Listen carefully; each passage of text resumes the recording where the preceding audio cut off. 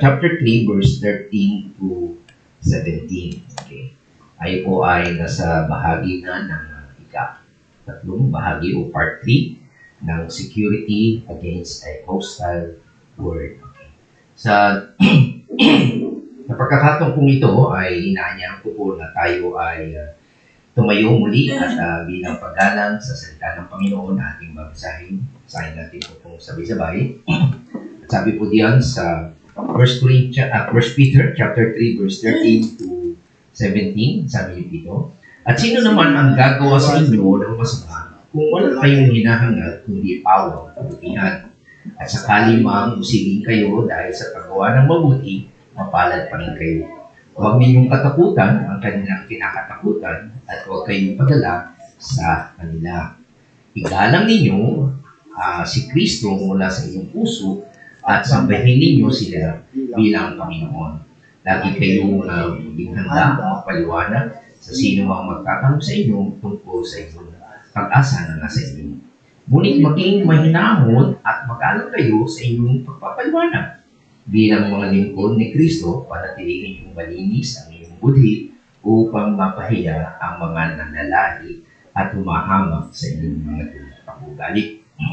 Sa verse 17, higit na mainam ang kayo'y magdusa dahil sa paggawa ng mabuti, sakaling mang ito'y ipinutulot ng Diyos kaysa magdusa kayo dahil sa paggawa ng masama.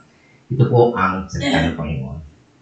Again, para po sa maintindihan nila, para po doon sa matagal ng hindi nasubaybay nito, okay? Ang background po natin ito ay alam natin na sinusulatan po ni Pedro, okay?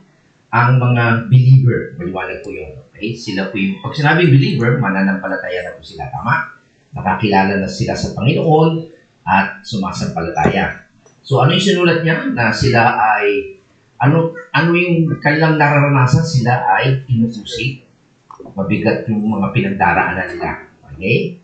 Mabigat yung kanilang mga trials at nireject sila ng society. So, yan po yung kanilang kalagayan noon. At talagang rejected sila ng panahon na yun. Okay? Sa ngayon ay mapalad tayo sapagkat hindi pa naman ganyan ang naranasan natin. Okay? Salamat tayo sa Panginoon, ang ating gobyerno ay hindi tayo nire-reject, pero nung panahon yun ay sila nire-reject. Okay? So, kaya itong mga talatang ito na ating pinag-aaralan sa chapter 3, verse 13 to 17, ay para bigyan sila ng kapanatagan, okay? O security ng mga mananampalataya. Okay? Believer na po ito, ha? By the way, isa po sa mga test kung talagang ikaw ay Kristiyano, ay una, ay yung pag-ibig mo sa Panginoon. Pangalawa, yung humility, kumbaga na pag niligtas ka ng Panginoon, ay nakikita mo pa rin ikaw isang makasalanan. At talagang kaya ka pinili ng Diyos ay dahil sa habag niya lang. Okay? So, hindi ka pwedeng magmalaki. Pangatlo, na test na talagang mananampalataya ka, ay ikaw ay sumusunod sa salita ng Panginoon. At yung pang-apat, yung trials nga po. Na hinahayaan ng Diyos na ikaw ay dumaan sa pagsubok. Kasi ang hindi mananampalataya, tatalikod lang yan, aalis lang yan. Yun po sinasabi sa 1 John chapter 2 verse 19. Nagsialis sila. Kasi, patunayan hindi sila. So, inaalaw po ng Diyos ang mga trials na ito para malaman kung totoo ba yung pananampalataya ninyo. Okay?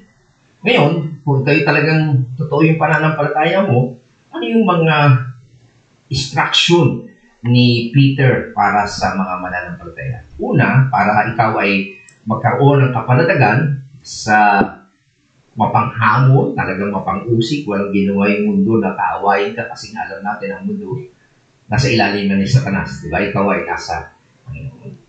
So magkaroon tayo ng una, passion for goodness. Okay? Sabi nga, kung ikaw ay gumagawa ng kabutihan, you're serious to do good, eh, kukunti yung mangiintriga sa iyo.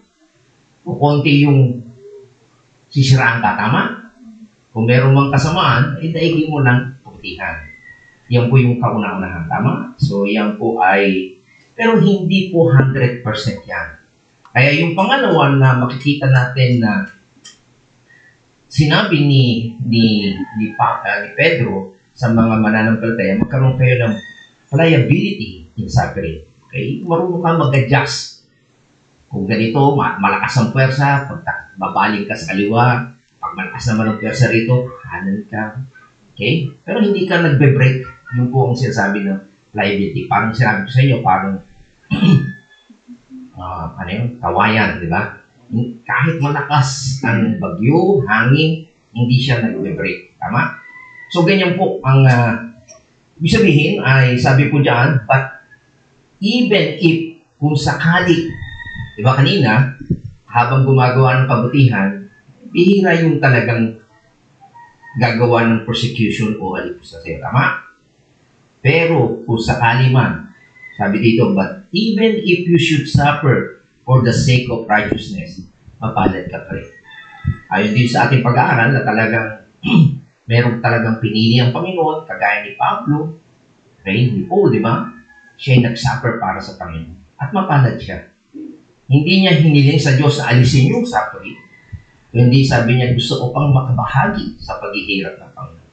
Kasi mapalad ang nagsasuffer o inaalipusta o pinapersecute alang-alang sa Panginoon. Okay? So, isa yan sa mga makita natin na sa buhay ni Martin Luther. Diba? Recently, napakinggan ko sa video ni R.C. Sproul, ang unang nilabanan ni Martin Luther ay yung tungkol sa indulwensya. Yung usong-uso yan kasi araw ng mga patay. Pinagkakitaan nila yan. Sabi niya ay talagang wala sa Biblia. By the way, si Martin Luther po ay isang lawyer. Talagang nagsikap ang tatay niya na pag-aralin siya. Nag-master siya sa law. Habang nagbabasa siya ng Biblia, nakita niya wala sa Biblia. Okay? So, kaya gumawa po siya ng thesis. Inabuso po yan. Hanggang ngayon, makikita po natin pinagkakakwatahan niya. Ang ibig po sabihin ng indulensya, yung patay, ay papanalangin para yung kaluluwa na nasa purgatorio ay bumilis at makarating sa langit. So, yan po ang makita natin na sinabi sa kanya na itatwa mo yan, i-recount mo, magbalik ka. Sabi niya, I can't recount, I can't. Hindi siya babalik. Okay? Kasi nga mali. Wala kasi sa Biblia. Okay? So, yun po ang ibig sabihin noon. Nag-protest siya kasi wala sa Biblia. Okay? So, yun po yung makita natin na makita natin sa second line of defense. Okay? Depensa po natin ito sa mga umuusik sa atin. Yung pliability in suffering. Kasi kahit na po tayo nagsasuffer sa kamay ng mga masasama o ng mga oposisyon, hindi lang matatouch yung ating totoong treasure. Yung treasure na yun ay walang iba kundi yung ating relasyon sa Diyos. Okay? Na magbibigay sa atin ng Spirit of glory of God, na magbibigay sa atin ng greater weight of glory in eternity yet to come. Kahit mawalan ka ng hanap buhay, posisyon mo, karangalan mo, mawalan ka ng title, walang problema po yun. Yung napahalaga dito, kapag ikaw ay naglilingkod sa Panginoon, hindi ka after sa material things. Kasi nga, pag mahilig ka sa material things, title mo, titulo, kayamanan mo, ay talagang hindi ka maninindigan sa katotohanan. Okay? Bagkus ay ikaw bibigay doon sa nagpe-persecute sa iyo. Okay? So, yan po yung makikita natin na pangalawa na sinasabi sa Biblia ay liability in suffering. Okay? So, tinatanggap mo na ikaw ay nagsasuffer dahil sa Panginoon. Okay? At yung pangatlo, makita natin, ito ay yung a place for Christ. Sabi doon sa verse 15, but sanctify Christ as Lord in your heart. Okay? So, ano po ibig sabihin nito? Na anuman po lang nangyari sa atin against sa ating buhay, no matter what attacks you, you affirm in your heart that Christ is Lord. Okay? So, kahit pinagtutulungan siya, ang sabi nga po ay kay Martin Luther, sira ulo, Kasi nag-iisa siya, kalaban niya ang Roman Catholic na napaka-malakas ang impluensya noong panahon niya under the Roman Empire. Bakit kinakalaban niya? Sira ulo nito, sabi niya. Pero nanindigan siya kasi ang pinangahawakan niya ang Diyos. Kasi wala iyon sa salita ng Panginoon. At kinikilala niya na ang Diyos ang makapangyarihan sa lahat, hindi ang Papa. Kasi sa kanila, mataas ang Papa eh. Diba? Yun ang sa kanya, bakit kinakalaban niya? Okay? So, makita natin dito na hindi, sabi nga doon ay, huwag mong katakutan ang mga kinakatakutan nila. Diba? So, hindi ka natatakot sa tao. Okay? Kung anong gagawin ng tao sa iyo. Ang mahalaga sa iyo, yung gagawin ng Diyos sa buhay mo. Okay? So, I hope na makita natin. Kaya, anumang nangyayari sa ating buhay, inuusig man tayo, lalapit pa rin tayo sa Panginoon. Ito po yung sasabi nga sa atin na natutunan po namin recently, ini-squeeze tayo. Bakit? Para lumabas yung Diyos. Alam ng Diyos ang puso mo. Minsan ikaw hindi mo alam eh. Nagpapanggap ka minsan. Nagpapakitang tao ka. Dito malalaman, lalabas ba yung Diyos na lalapit ka kay Kristo? Makikita ba yung fruit of the Spirit na makikita natin ugali at karakter ng Diyos sa buhay natin? Okay? So, yan po yung makikita natin. Sa kabila ng mga testing sa buhay natin, ang pinaka-priority mo pa rin ay ang Diyos. Siya pa rin. Okay? Kaya ako'y nagpapasalamat sa Panginoon na talagang dumaan ako sa maraming pagsubok, pero ang nilapitan ko pa rin at inasahan ko ang Diyos sa aking buhay. Yun din ang aking panalangin sa inyo. Kung dumadaan man kayo sa mga pagsubok sa buhay, yan ang magbibigay sa inyo ng pagkatagod. Okay? Tayo dumako doon sa pangatlo, pang-apat. At dito na po tayo magpapasimula. Pang-apat ay yung tinatawag na the preparedness to answer. Okay? Sabi po diyan sa verse 15, always being ready to make a defense. Diba sabi nga sa inyo, itong mga talatang ito, yung number 1, depensa po yan. Okay? Kung merong para hindi ka pusigin o persecute, huwag ka ng kabutihan. Diba? Pag mabait ka, hindi kita papatusin, mabait ka. Diba? Pero minsan, may naiingit eh. Tama? Hindi lang sa artista, o hindi ka lang, kahit hindi ka politiko. Diba? Tama? May naiingit sa'yo, diba? Kaya, pusigin ka. Pero, hindi ka bibigay sa kanila, kundi lalapit ka sa Panginoon. Mas bibigyan mo ng priority ang Diyos sa buhay mo. Diba? Diba? Pag araw ng linggo, sabi, dala tayo. May sale ngayon, pupunta tayo doon. Eh, pagtatawanan ka, ay ibig sabihin, para hindi ka ma-out of place, sasama ka sa kanila. Minsan, diba? Pero hindi. Ang priority mo ay Diyos eh. Kaya every Sunday, nandun ka, binibigyan mo siya ng prioridad. Okay? And then, pang-apat, ay makikita natin dito, napakaganda, na ito yung talagang actual na pagdidepensa. Okay? Tingnan nyo yun sa verse 15, sabi niya. Sabi niya, kung iyong aariing banal si Kristo na Panginoon sa inyong mga puso, na lagi kayong handa sa pagsagot sa bawat tao na humingi sa inyo ng katuwiran tungkol sa pag-asang nasa inyo. Okay? Ngunit sa kaamuan at may takot. So, wikang Ingles niya, be ready always to give an answer to everyone that asks a reason. Okay? So, kagaya sabi ko sa inyo, yung unang tatlo ay informal na depensa. Ito, yung pang-apat, ito yung talagang formal na depensa. Okay? Talagang magsasalita ka na. Diba? Kung may umuusik sa iyo, hindi ka magsasalita. Hindi mo sila labanan. Gagawa ka na ng kabutihan. Tama? Hindi ka nagsasalita. Pero ito, ang sabi rito, magsasalita. Okay? Ang sabi diyan, when he say always being ready to make a defense, ang ibig ko sabihin ng defense is apologia. Okay? Which means apology, o sa Grego ay apologetic. Okay? O means a defense of something. Okay? Magdidepensa ka. Saan bang ginagamit yung depensa? Saan? Sa korte. Okay. Tingnan natin yung sinabi ni Paul kay Timothy. Ito yung formal defense niya sa courtroom situation, di ba? Merong depensa ng attorney. Okay? Sabi niya, sa unang pagharap ko sa hukuman, si Pablo to, walang sumama sa akin. Nakakawa, no? Pinabayaan nila ako mag-isa. Sabi niya, patawarin nawa sila ng Diyos. Iniwang ka, di ba? Minsan pag nando ka na sa korte, nakakatakot yun. Minsan nag-iisa kayo, di ba? Pero siya, nanatag naman siya.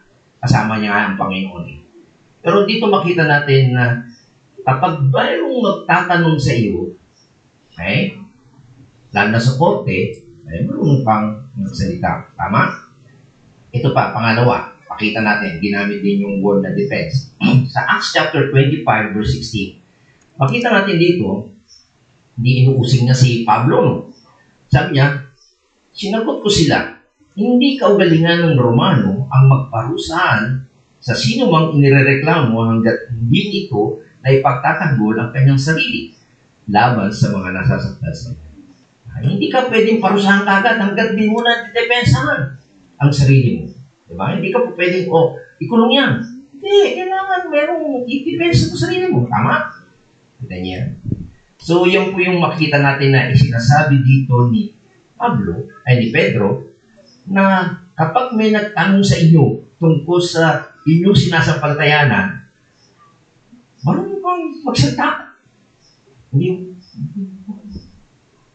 Hindi pwede sign language lang. Okay? Kaya dito makita natin si Paul ulit, nagsabi niya sa Philippians 1:16, ito, informal naman ito. Yung dalawa, nasa harapan siya ng husgado o yung court. Okay? Sabi niya, si Kristo'y pinapangaral nila dahil sa tunay na pagmamahal, sapagkat alam nila ako'y hinirang upang ipagtanggol ang magandang balita. Kasi merong mga tao noon, habang nakakulong si Paul, merong nangangaral. Okay? Minsan, ibang paraan, iba yung kailang layunin. Pero sabi niya, ang mahalaga ay pangaral. Minsan, kahit mali, ang mahalaga mai-present si Kristo, yung mabuting balita. Kasi siya, hinirang siya para ipagtanggol ang mabuting balita. So, informal, no? Kung yung word na hindi lang basta always, but sinabing but always, ibig ko sabihin yan, sa lahat ng sitwasyon, lagi tayong ready to give a defense, not just sa judge, okay, o sa hukuman, o sa magistrate, but to everyone who asks you, kapag tinanong ka. Sa formal, makita natin, yun yung sa court, o sa trial, or informal. Sa kausap mo, sa kalaro mo, sa opisina mo. Paliwanag ko ba yan? Salamat nga tayo sa Panginoon, hindi tayo naman iniimbitaan sa korte tungkol sa ating pananampalataya. Tama na, wala naman. Okay? Kaya, inahamon tayo sa mga informal. Sabihin, sa mga kapitbahay natin, sa opisina natin, sa mga nakakasalubungan natin. Kapag tinanong ka, bakit ka nananampalataya? Ano yung sinasampalataya mo? Marunong ko sumagot, hindi. Okay, mabeta nga po eh. Nakamiss na ko lang kasi. Lumaki kasi ako sa Sunday school. Ganoon ba? Okay? So you need to give a speech of defense. Okay? Sabi niya, it is a defense to everyone who asks you to give an account for the hope that is in you. Ano yung inaasahan mo? Ano yung ibig sabihin ng hope is in you? Ang ibig ko sabihin yun ay walang iba kundi ito yung ating Christian faith. Okay? The hope that is in you is the Christian faith. Maliwanag po yun sa Hebrews 11:1, di ba? Ano po ibig sabihin ng Hebrews 11:1 o pananampalataya? Sabi niya, ang pananampalataya ay pagtitiwala na mangyayari ang ating mga inaasahan. Okay? Sa English ay, now faith is the substance of things hoped, the evidence of things not seen. Nakita niyo? So, the same po yun. Yung Christian faith is also the same as Christian hope. Kasi tingnan, kapag yung pananampalataya mo, alam natin, bunga yan ng pakikinig mo ng salita ng Panginoon, di ba? At ang Diyos din ang nagbibigay, sabi sa Ephesians, ang pananampalataya mo, galing din sa Diyos yan. Kasi yung iba, kahit naman nangangaral, hindi naman nakikinig, hindi rin kakaroon para naman tama, unless ang Diyos ang magbigay, tama? Ano yung ina-offer ng Panginoon? Kapatawaran sa ating kasalanan, tama? At buhay na walang hanggan. Ang tanong, naranasan mo na ba yung bunga ng pananampalataya na yun? Kapatawaran at buhay na walang? Of course. Pero yung fulfillment yun, ano saan ng Panginoon? Saan ka dadali ng Panginoon? Saan? Sa langit, tama? Nakita mo na ba langit? Di pa. Yun po yung ating hope. Tama? Kaya yung mga mananampalataya ng araw, kahit sila'y patayin, ipakain sa leon, sunugin, hindi nila itinatatwa, hindi nila nire-renounce sa kanilang pananampalataya. Mahandang bakit?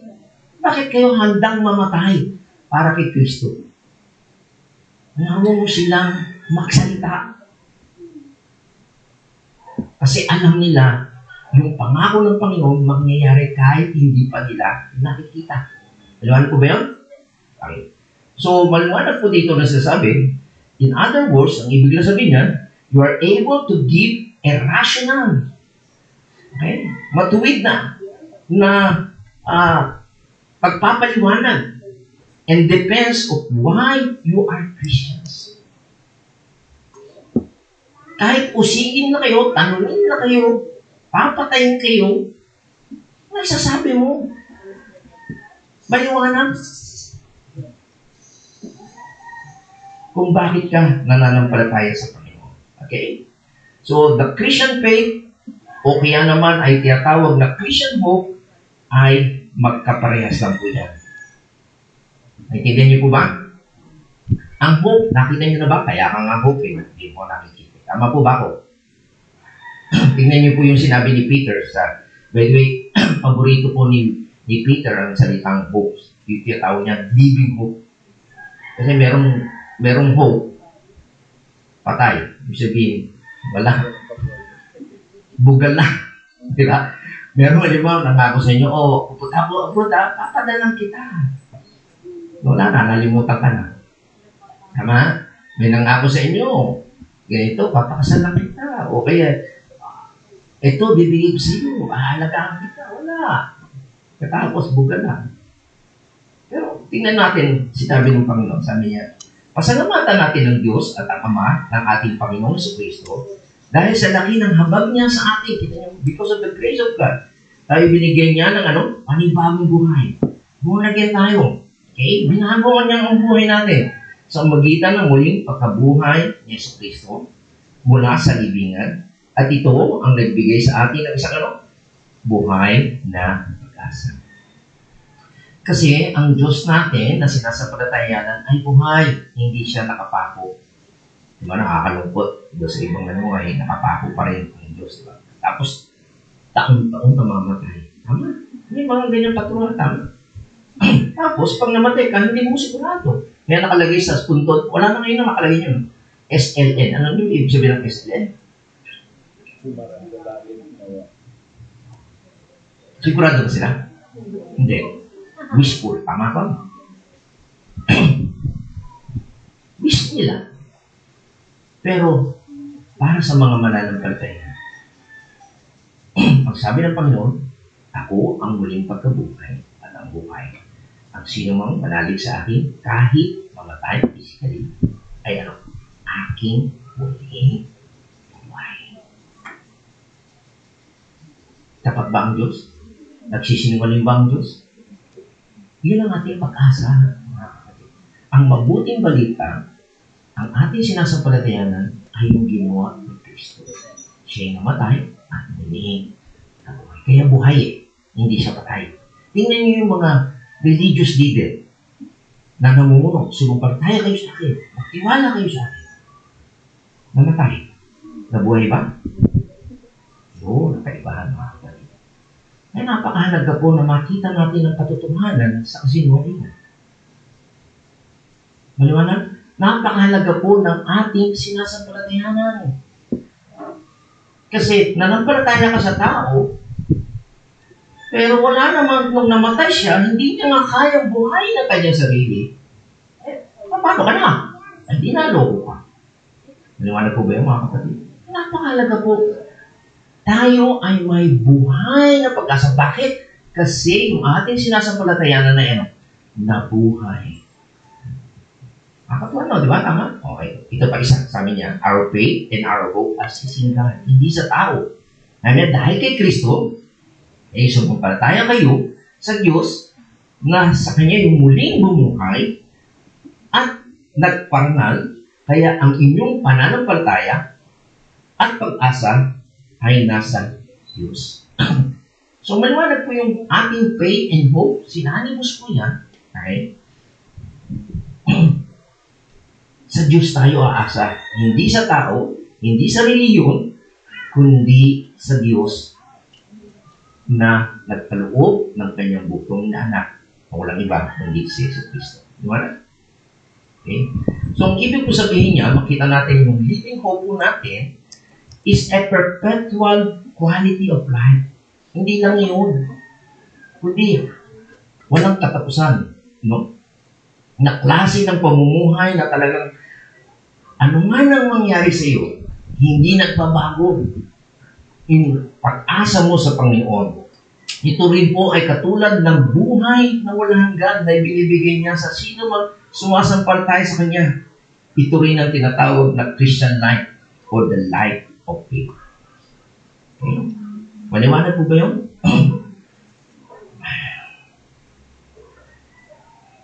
Hindi ko na isinulat yung sabi po doon sa 1 Corinthians 15, 1-4. Okay? Ito po yung dapat nating sampalatayanan. Ito yung ebanghelyo na nagbibigay sa atin ng kaligtas. Kasi merong iba, nananampalataya sila sa relihiyon, sa religious leader, sa mga politiko, naniniwala sila o nananampalataya sila sa magagawa ng tao.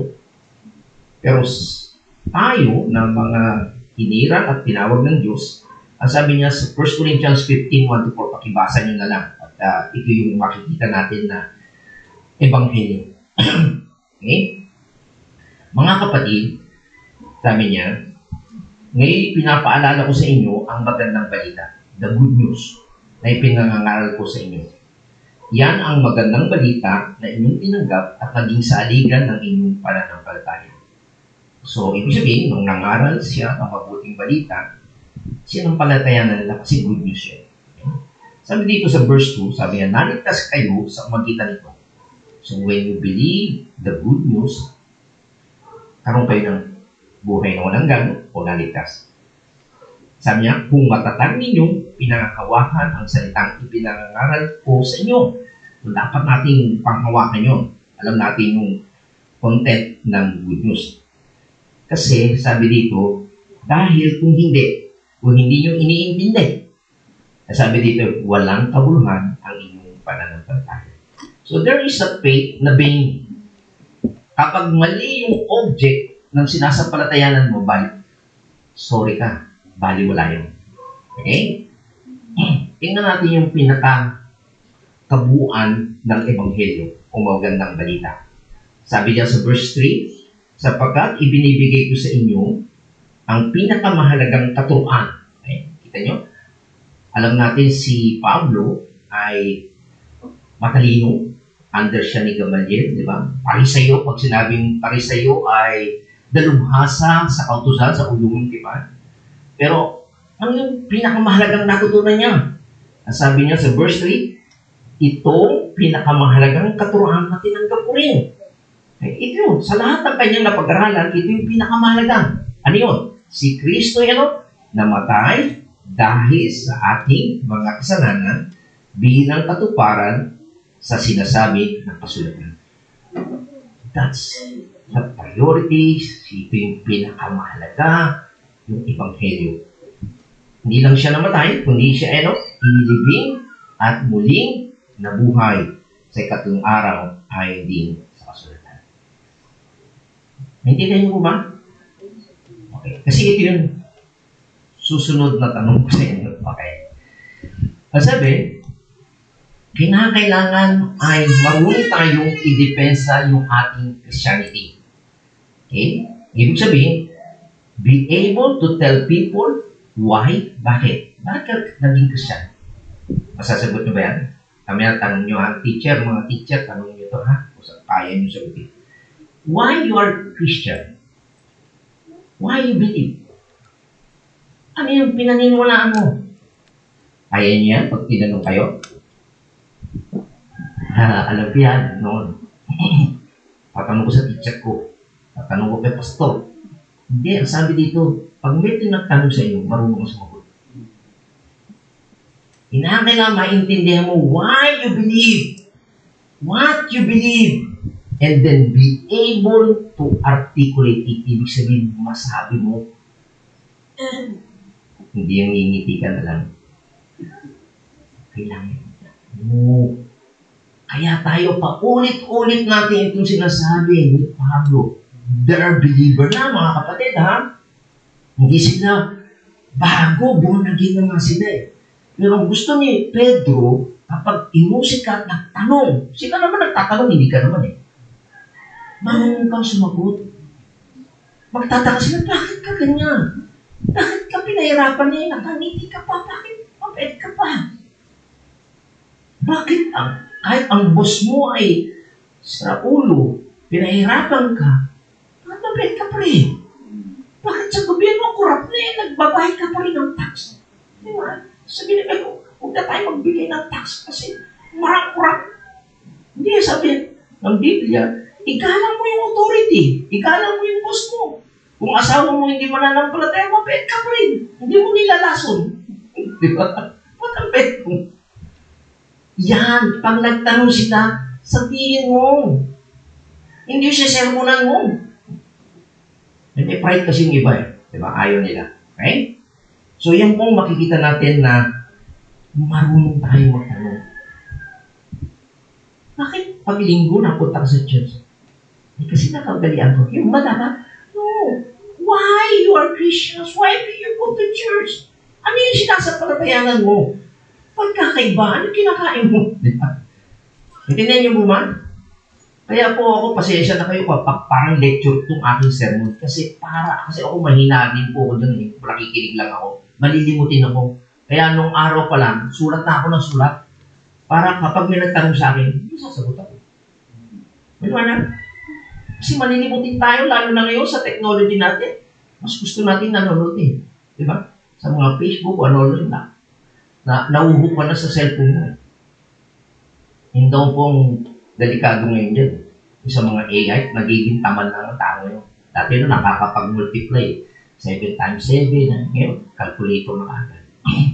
Dati no, pag bukas mo ng Bible, ang dali. Ngayon, Google. Saan matatag? Tamad na ng tao eh. Kaya maganda po yung may nakikita tayo, may nababasa tayo, o may naisusulat tayo. Mas lalo natin nare-record. Para, pag tinanong tayo, kasi pag isinulat mo mismo madali, no? Pag naisulat kaysa sa kopya ka lang ng kopya, o picture ka lang ng picture. Pag mismo sinulat mo, inintindi mo, pag ninagtanong sa iyo, marunong ka sumagot. Yan po ang bilin ni Pedro. Marunong tayong sumagot sa ating inaasahan. Paano paraan? Ang sabi diyan, sa verse 15 din, yet with gentleness and reverence. Di ba na po ba? So, hindi rin po padalos-dalos o hindi tayo mayabang. Okay? Kundi with gentleness and reverence. Sabi niya, yet with gentleness and reverence, sa Tagalog po, ngunit sa kaamuan at may takot. Okay? So, ano po bang ibig sabihin ng gentleness? Okay? Gentleness or gracious in our spirit. The word gentleness, ibig ko sabihin yan, ay actually the word for meekness or humility. May pagpapaukumbaan. Kasi may kakilala kong pastor na walang ginawa siya kundi mang-debate. Kasi nga marami siyang alam, kinakalaban niya. Hindi rin maganda. Nagkakaroon ng pagtatalo. Okay?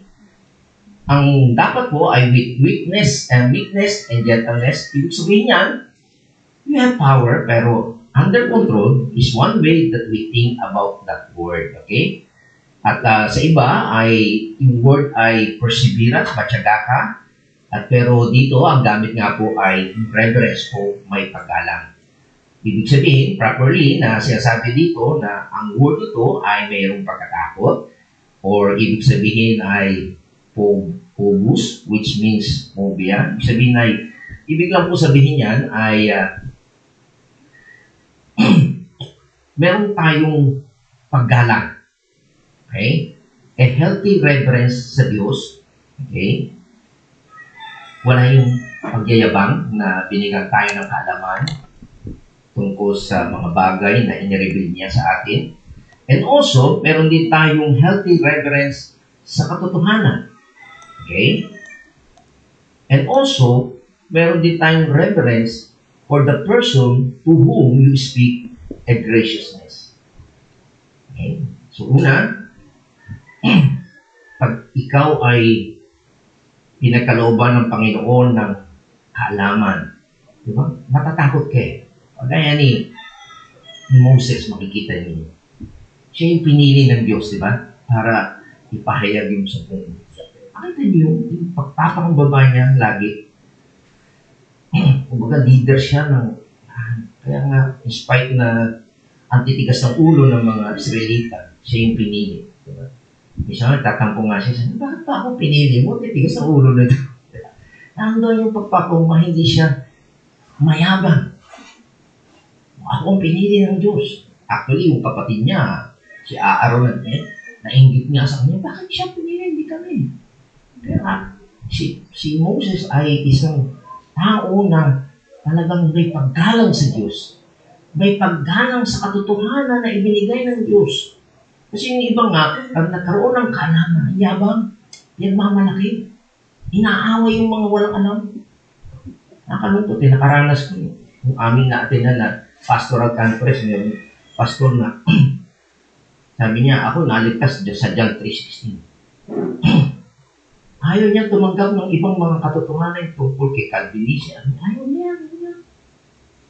Eh, meron isang bata, medyo mapusok, nasabihan siya, tigas pala ulo mo. Ano siya? Hindi ganoon. Kinakailangan merong kapakumbabaan, may paggalang, may graciousness. Kasi meron iba, saradong isipan, nakakalungkot nga lang, na siya'y pastor at tinuturo sa conference ang mga katuruan, pero siya sarado. Basta matay lang siya. Palipas oras. Pero, nakakalungkot po yung mga ganun. Kaya, ang pagbibitin sa atin ay we speak with graciousness. Tingnan yung bilin din ni Pablo kay Timoteo. Sabi niya, ipaalala mo sa kanila ang mga bagay na ito, pagbilinan mo sila sa pangalan ng Diyos, na iwasan nila ang debating walang kabuluhan. Walang ibubong mabuti. Sa halip, ito'y nakapahamak lamang sa mga nakikinig. Okay? Sa English, it says, we're not to strive, we're not to argumentative, and we present the truth. Kapag tayo nagpresent ng katotohanan, huwag tayo makikipag-debate. Imbis na wawin natin sila, wala. Alis lang sila. Tama? Okay? So, hindi po natin dapat uganihin yun. Nakakalungkot, mayroong mga ganong nakita ko na very argumentative. Okay? At kala nila, mananalo sila. Ay, imbis na wala, hindi nila mananalo. Okay? Kasi nga, ang tao may pride po yun. Okay? Unless na ang Diyos ay hipuin sila, baguhin sila ng Panginoon. Okay? So, bakit ito yung tinuturo sa atin? Bakit ito yung sinasabing security o kapanatagan para sa atin? Kasi, kapag tayo ay properly, maingat, at pinag-iisipan natin mabuti, reasonably, matino yung ating pag-iisip, and biblically, na ibibigay natin yung sagot natin at maliwanag ito ng we are Christians, kumbaga ito ay part ng ating security. Sabihin, kahit anong ipukul nila, questioning ka, kasi alam niyo po ba, by the way, ang trabaho ni Satanas, una, tuksoin ka. Pangalawa, akusahan ka niya. Hindi ka Kristiyano kasi nagkakasala ka eh. May ginawa kang ganito eh, di ba? Trabaho po ng demonyo yan. At ang pangatlong trabaho ng demonyo, dayain ka. Okay? Magpapanggap siyang anghel ng kaliwanagan. Okay? So kung merong nag-a-accuse sa iyo at merong ginagamit si Satanas para akusahin ka sa iyong pananampalataya, pero maliwanag na maliwanag sa isipan mo, kaya mong idepensa na yung ginawa ni Kristo, yung mabuting balita na iyong sinampalatayanan na ibinigay sa inyo, Panginoon. Magiging secure ka. Okay? Sa kabilang banda, kung hindi mo maipapaliwanag at hindi mo maintindihan mabuti at hindi mo nasasabi sa iba kapag merong nag-question sa iyo o nag-persecute sa iyo o inatake ka, anong mangyayari sa iyo? Manginginig ka. Hindi, ikaw ba, pinagtulungan ka. Hindi mo masagot ang mga tanong sa'yo. Ninervous ka. Magkakarambol ka, di ba? So, pero kung kaya mong ipaliwanag at naiintindihan mo namang mabuti, di ba? At hindi ka nahihirapan na kumbinsihin ang iyong sarili na ikaw'y talagang totoong mananampalataya, maliwanag sa iyo, ay hindi ka mauulog. Tama po ba? Okay? Ang ibig lang po sabihin niyan, kagaya po doon sa yung sinasabi sa Biblia na magsuot ka ng helmet of your salvation. Ibig sabihin, ang gagawin kasi ng Satanas dyan ay pagdudahin na ikaw ba yung ligtas? Totoo ba yung sinasampalatayanan mo? Okay? Kaya kung wala kang helmet of hope of salvation, kapag sinuntok ka, pinano ang ulo mo, ay wala, baksak ka. Kaya po doon sa ang helmet of salvation ay nasa ulo. Tama? Protection po yan. Kaya mong depensahan pag inatake ang iyong kaisipan. At yan po ang ginagawa ni Satanas. Ako, nung bata ako, lagi ako nakapili sa salamin. Kristyano ba ako? Kasi pag nagkakasala ka, kakamali ka. Akala ko kasi pag Kristyano hindi nagkakasala. Mali pala. Nakakasala ka. Pero, hindi mo gusto yun. Okay? Liwanag ko ba? At sabi nga yung iba, ang turo pa nga ay nawawala yung salvation every time na nagkakasala ka. Pala hindi. Kaya mahalaga po na nag-aaral ka ng Biblia. Ano ba talagang totoo? Okay? Na hindi nawawala po yung ating salvation. So, again, ang unang depensa natin, yung passion for goodness. Pangalawa ay yung liability in suffering. Ibig po sabihin ay talagang inilalaan po natin ang ating sarili tapat sa isang perfect, holy, kahit tayo ay nasa gitna ng suffering. And also, pangalawa ay yung a place for Christ, yung priority natin siya sa ating buhay, di ba? And then yung pang-apat, yung preparedness to answer. Ibig po sabihin ito, hindi lang by knowledge sa isipan natin, but with courage. Matapang tayo, hindi tayo naduduwag.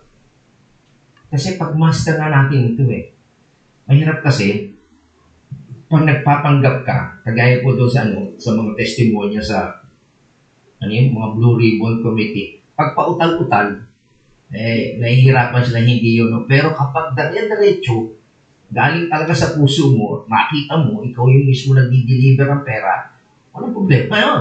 Diba tama? Ganon din po yung kapag naranasan mo ang pagmamahal ng Diyos, naranasan mo ang pagpapatawad ng Diyos, naranasan mo yung pagbabago sa iyo ng Diyos, ay kahit na ang tanongin nyo, pabalik-balik ka rin kayo. Hindi kayo mahirapan. Maliwanag po ba yun? So, yun po yung pang-apat.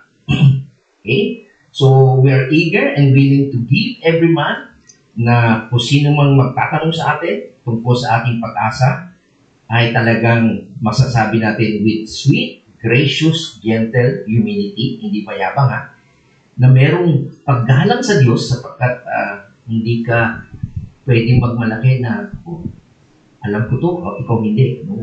Meron kang kapakumbabaan sapagkat ipinahayag ng Diyos ang kanyang katotohanan sa iyo at kaya sa ganoon ay sasabihin mo rin ito na merong kapakumbabaan sa iyong kapwa. Okay?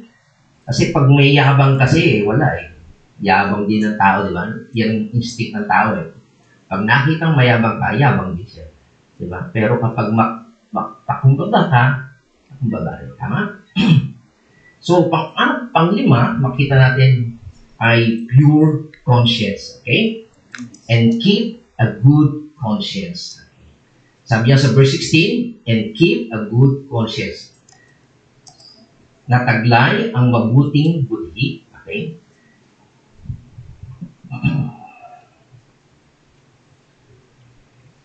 Pansin natin yung word keep. Okay? Keep a good conscience. Ang word na keep means to maintain, panatilihin. It helps literally to maintain or possess a good conscience. Panatilihin at talagang taglayin ang mabuting konsensya. Okay? O budhi sa wikang Tagalog. Ano po ba ibig sabihin ng conscience? That means your conscience is not accusing you. Diba? Ako ang iyong konsensya. Ano ba yun? Safeguard ba yun? Safeguard.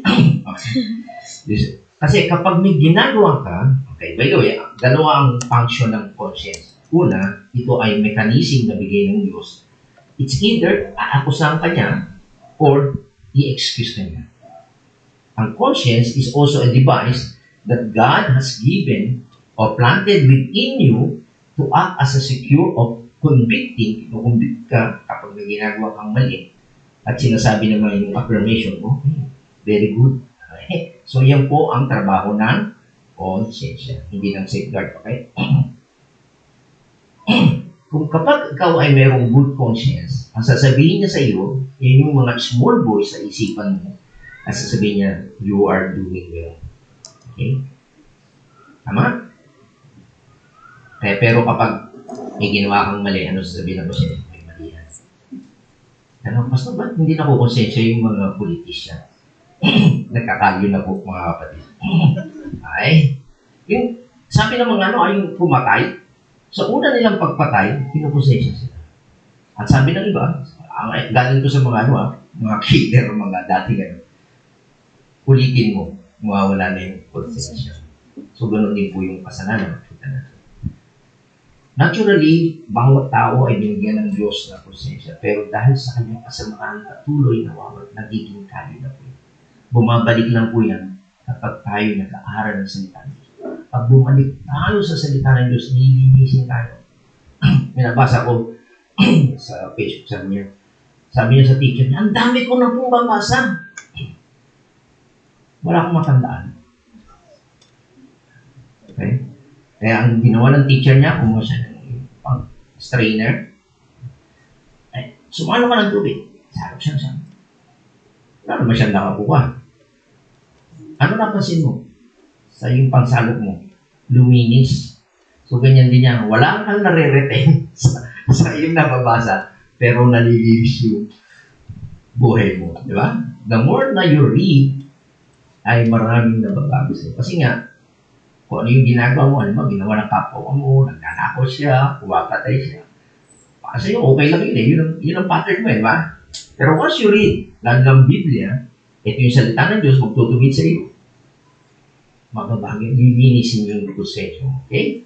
So, yun pong makita natin dito na sinasabi ni Peter na live with a clear conscience, a conscience that doesn't condemn you, okay? So that when you face criticism, kapag kinikriticize ka, when you face hostility, may mga umuusig sa iyo, kumakalaban sa iyo, kapag ikaw ay inuusig, when you face persecution, you don't feel any guilty. Okay? Alam mo, malimit. Sampul ko sa buhay ko, lagi akong nagbibintang magnanakaw. Sa Pierre, nung nasa dating church ko sa Unida, magnanakaw ako sa kooperatiba. Si Diyosa, kasama ko yun. Alam na yun, pag si Diyosa, Diyosa, bilangin ng koleksyon against sa resibo. Kulang, pastor, 250. Ano gagawin mo? Bayaran mo. Ganyan po kami kano. Ayoko nung yun, magnanakaw, sasabihin magnanakaw pa. Ayoko nun. Ano rin aakusahan sa iyo? Kung gumagawa ka ng mga kontrata, akala ko kumikita ka. Kasi nga yung standard ng mundo, di ba? Tama yung mga, basta may pirma. Ano ako, DPWH? Ako yung, district engineer? Hindi ako Yun ang mindset nila. Sabi nga ng principal lang, sir, kumikita ka ba doon sa transfer yung amin? Ako wala, ni akala kasi namin, sir, meron kang kita. Kaya binabati ko sa kanya. Okay? Malinis ang iyong konsensya. Pero marami ang kanilang konsensya. Nakita niyo ang punto ko? Gumagawa ka ng kabutihan, pero hindi mo mapipigil ang tao. Tama? Mag-iisip at mag-iisip. Pero, ang sabi ni Pedro, ma-maintain mo ang clear conscience. Kahit na ano sabihin na sa iyo, hindi ka guilty. Pero, mga kapatid, ito na ang panukot. Kapag ikaw naman ay namumuhay ng isang simple life, okay? May kasalanan kang itinatago, hindi ka tapat sa Panginoon. Okay? Hindi mo nire-represent ang tamang Diyos. Okay? Kaya kapag pinaratangan ka ng ibang tao, okay, at inusik ka, talagang mabigat iyon kasi magigilty ka kasi may nililihim ka. Tama? So, hindi ka makakadepensa kasi may nililihim ka. Tama ba?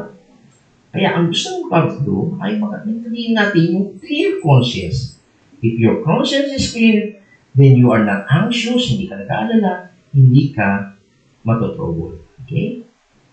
Sabi nga raw kay John Arthur, marami raw mga lot of criticism sa kanya. Okay? Sabi naman niya, totoo yun. Maraming umaatake sa kanya, totoo rin yun.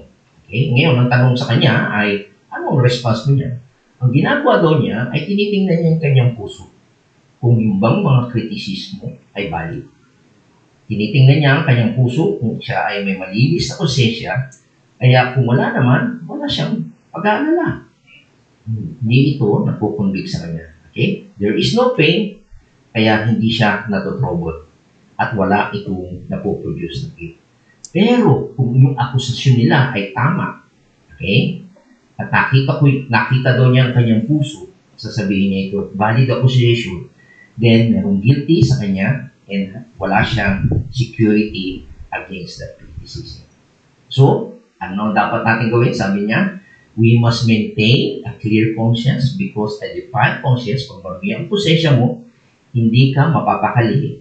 Okay? Ang maruming konsensya, hindi mo matatagalan ang mga akusasyon sa iyo. Okay? Kaya, manatiling malinis ang iyong konsensya. Okay? Yan po ang sinasabi ni Pablo nung siya'y nakikipag-argumento sa kanya. Kaya pag nagsisikapan ko, maging malinis ang aking budi. Maintain always a blameless conscience. Sa harapan ng Diyos at ng tao. Alam ng Diyos ang puso mo. Diba? Tama? Ako lagi niya, alam ng Diyos ang aking puso. Hindi nyo alam ang puso ko. Diba? Ako at ang Diyos ang nakakaalam. Malinis ang aking puso. Okay? So, kailangan ay mapatunayan natin na malinis ang ating konsensya. Ang konsensya po natin ay walang iba, kundi yung mga small voice that says your life is right or that says your life is wrong. Mga kapatid, malinis ba may konsensya?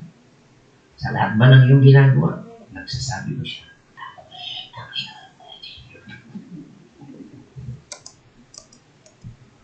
nagigilty ka ba o hindi nagigilty? Okay? So I hope na mapanatili yan. Kaya, ganyan din ang makita natin na sinasabi sa 1 Peter 3:16, di ba? If your conscience is clear, then in the things which you are slander, kasi i-slander ka na paakusan ka na. Okay? At tingnan natin yung word na slander and revile. Okay? Sabi niya, ano ba yung ibig sabihin ng slander? Ito ay sa Greek word, katalali. Okay? It is an onomatopoeic word. Ang ibig sabihin yan, ay katalate, bla bla bla bla, paulit-ulit na salita. Okay? Hindi naman ang ginagawa ng chismoso di ba? Yung mga intrigera. Paulit-ulit na sisiraan, di ba? Okay? So, it is a verbal abuse, verbal slander, Okay? At yung salita namang revile, it means tinatakot ka, inaabuso ka, inainsulto ka, o mistreat you. Ang ng beses ko nakaranas yung ganyan eh. Sa peer, tatakutin ka. Sabi, pag hindi ka nag-resign, eto kakaso ko sa iyo. Yung nasa, ako, ganun din, tatakutin ka, kailangan mag-resign ka. Yan, trabaho ng mga attorney yan eh. Tatakutin ka. Okay? Hinaharap ko po yan. Sabi ko, nasa peer ako, sabi ko, sir, huwag niya akong takutin. Huwag niya akong pwede. Mag-resign naman ako. Kung wala kayong tiwala, alis ako. Pero huwag niya akong takutin.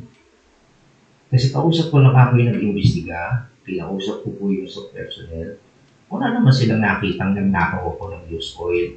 Napatunayan din po yan ng Petron na korporasyon. Tatakutin ka lang. Diba? Kasi ang point ko doon ay, pag ikaw ay inakusahan, tinako, pag malinis ang iyong konsensya, hindi ka matatakot. Tama? May lakas ka na loob. Kaya kagaya saan kanina na hindi lang by knowledge, kundi you have courage. Kasi minsan takot tayo, ayaw natin magsalita eh. Pero kapag malinis ang iyong konsensya, masasagot mo. And sometimes, di ba, minsan ay huwag mong ipagtanggol sarili mo, sabi ng Panginoon, kundi ako ang magtatanggol.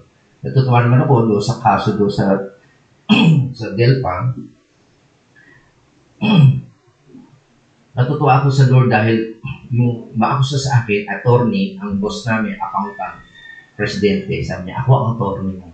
Ipinagla. Natuwa ako doon eh. Okay? So may case kasi sa medical eh. So, kino-question niya yung medical certificate ng anak ko. Kasi anak mo yun. Nagalit din yung boss ko. Pero anak mo yun. Mas paniniwalaan ko. At kung ako may anak na doktor, mas paniniwalaan ko. Diba? Kasi sa legal kasi, di ba, ayaw nila inhibit ka kapag pero sa medical, hindi. Pag tinanong mo yung mga doktor at nurse, ang rule nila, once na nag-issue ng medical certificate ang isang doktor, hindi nila kinu-question. Pero siya, kinwestiyon niya, tinakot ako. Doon ako inakusahan. Pero ang gusto ko lang punto sa inyo mga kapatid, pag malinis ang iyong konsensya, minsan hindi mo na masabi kasi mas mataas siya eh. Isa sa iyo, hindi siya makikinig, may pride. Pero mayroong ginagamit ang Diyos na magtatapos. Mga yung punto ko. Natutuwa ko rin, wala na ako doon, pinagtatanggol pa rin yan. Ang isa pa rin inaakusa sa akin mga kapatid, yung pumipirma ako ng kontrata, na dapat ang presidente. Ang presidente kasi noon ay nagka-COVID siya. Gusto ko lang pumalingon na ang makita ko doon na sabi niya, hindi ko lang trabaho yung administrator na pumirma ng mga kontrata. Kasi yun po yung mga church na every Sunday walang gumagamit ng school, di ba? So, kumikita ang school noon, pero akala lang, meron akong kinikita pa rin. Hindi naman ako tumatanggap eh. Kaya sabi niya sa akin, wala na ako noon. Sinero mo na nila, mali kayo. Tama na yung ginagawa ko in behalf ng presidente. Kasi wala na.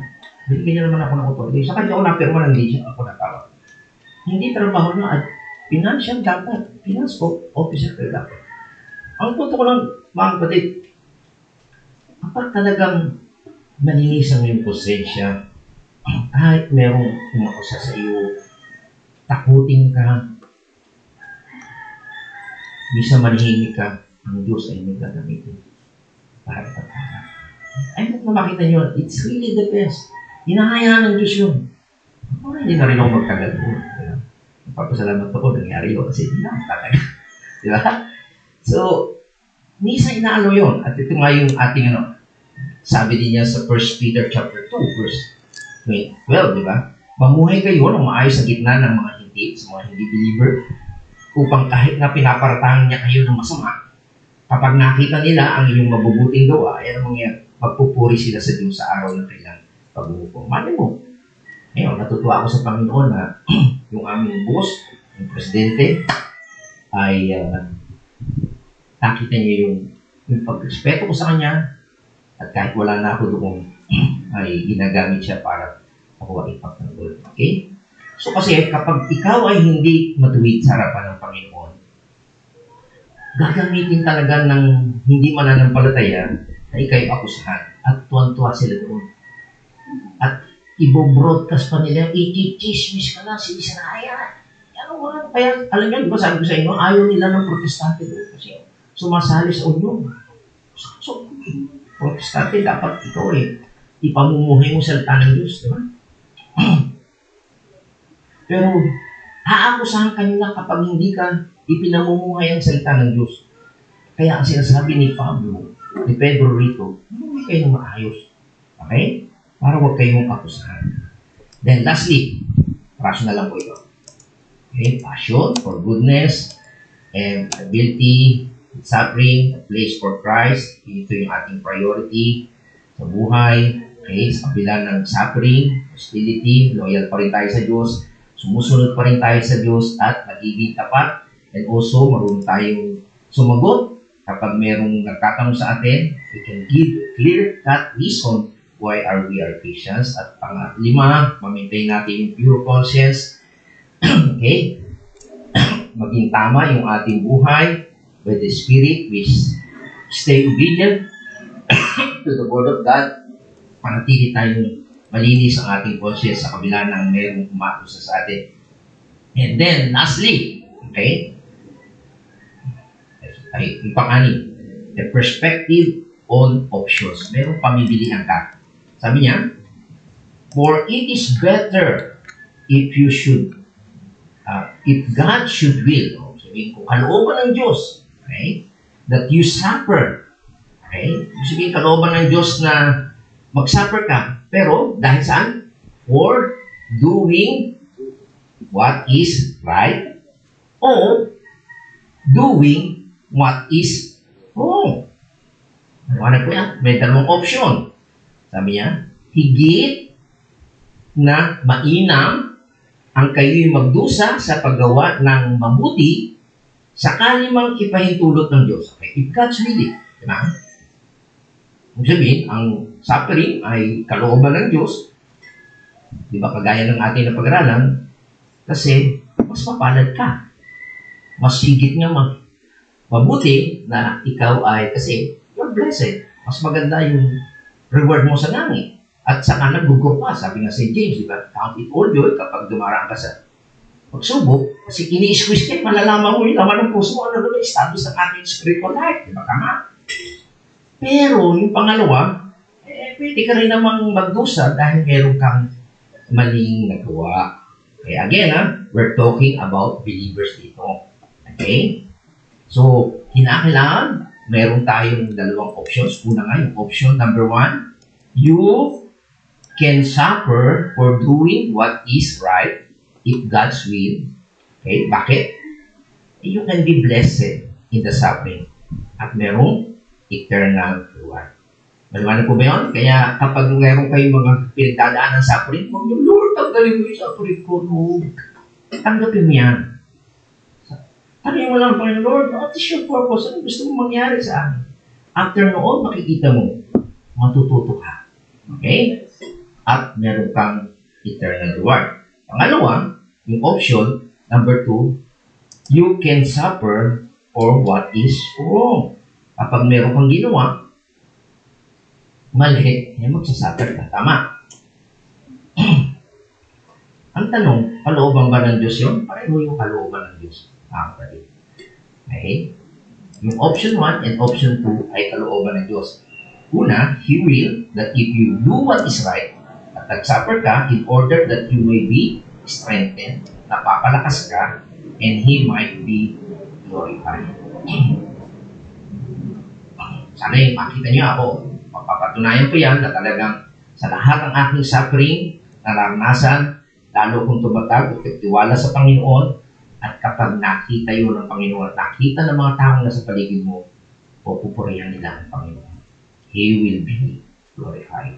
Okay? Kagaya ng mga si Stephen, makikita natin na kahit pinapersecute siya, pinatay siya ni Pablo, diba siya, ang boss noon ay si Saulo yan. Pero makikita niyo, kabila ng persecution niya, nanalangin siya, and then, si Saulo, naging mananampalataya.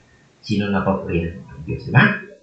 Pangalawa, He will that if you do wrong, kapag meron tayong ginawang mali, you suffer because that His chastening. Papaluin ka niya. Ano sabi sa Hebrews? Pag hindi ka pinalo, Anak. Hindi ka Anak. anak. So, ibig sabihin, may ginawa ako, pinalo ko, anak ako ng Diyos. Diba? Kasi sabi sa Biblia, ang anak, pinapalo. Kaya mga kapatid, hindi ko kaya paluin yung anak nyo. Kaya lang pwede po malo. Kasi hindi ko anak nyo. Pero pag anak nyo, tinutuwid yan. Tama? Kaya pasalamat tayo sa Panginoon kapag meron pang ginawang mali at pinalo ka ng Panginoon, mahal ka niya. Ayaw ka niya magpatuloy. Kaya mga kapatid, gusto mo bang magpatuloy sa paggawa ng kabayan at mag-suffer ka sa paggawa ng mabait o nag-suffer ka sa paggawa ng mabuti? The choice is yours. Okay? So sana ay mapagpala po tayo mga kapatid. Ito ay isang hamon natin bilang mga mananampalataya na talagang matuto sa salita ng Panginoon. Okay? At itetest tayo talaga ng Panginoon. Kung meron man, ihayaan ng Diyos na mag-suffer tayo para sa ating kabutihan. Lalo tayong tatatag at mapaparangalan natin ng Diyos sa ating buhay. Tayo po ay manangin. Salamat po Panginoon sa mga katotohanan ng mga salita na iyong ipinahayag sa mga mananampalataya noon na sa kabila ng kailang mga pag-uusig at alipos na napakabigat at pinapatay sila Panginoon at dinideprive sa mga kabuhayan. Pero patuloy silang nagtiwala sa iyo, Panginoon. At pinili nila na mag-suffer para sa iyo ay sasalungo sila ng pagkakakali. Kaya salamat po, Panginoon, sa iyong biyaya at ng pagliligtas sa amin. Salamat sapagkat sa iyong pangako ay tunay na buhay at ang aming pag-asa. Hindi mo kami bibiguin sapagkat ang mga bagay dito sa lupa ay pansamantala lamang. Ngunit ang mga bagay na dyan sa kalangitan ay pangwalang hanggan. Kaya hiniling po namin, Panginoon, ang aming mga kasama at mga nakikinig sa mga salitang ito, sermon na ito, wala pa silang pananampalataya kay Kristo. Bigyan mo sila, Panginoon, at kahabagalan mo sila, at sila ilapit mo rin sa iyo, Panginoon. Ito po aming dalangin. Salamat sa pangalan ni Jesus. Amen. Amen. Amen po natin ang Panginoon.